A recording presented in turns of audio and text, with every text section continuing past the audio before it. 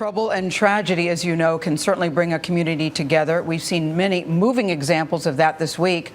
Michelle Miller has a story of some not-so-random acts of kindness.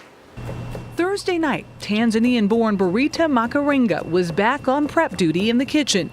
But Monday, as Sandy threatened this New York homeless shelter for youth, she reigned alone as top chef. So you were the only one cooking? Yes. And how many people did you cook for? Like 400 people. In all, the 22-year-old Covenant House resident whipped up 1,200 meals a day for 2 days straight. But she was far from the only one who went beyond the call of duty. I was a little bit afraid because I thought the water was actually going to come here into our building. On a chaotic night, Lisa Denslow was charged with keeping it together for 300 teens, young mothers, and their infants.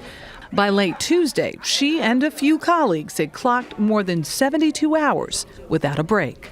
Don't you have families? Don't you have responsibilities? I do, but my family understand it.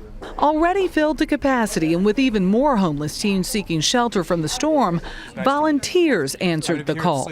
I know it's sort of the nature of this organization. People do it as a labor of love. That feeling is contagious all across the regions.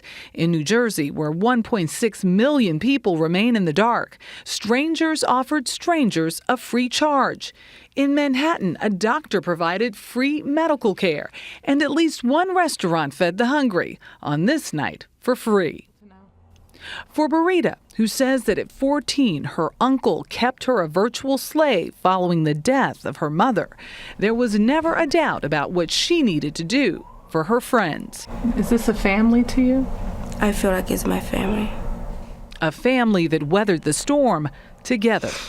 For CBS This Morning, Michelle Miller, New York. I never, Charlie, get tired of hearing those kind of stories because it shows over and over again that we are more alike than we are different, and that when it gets down to it, people really want to help and are basically good. And they do it without needing attention. They do it right. because it's what they do. And No what they strings think. attached.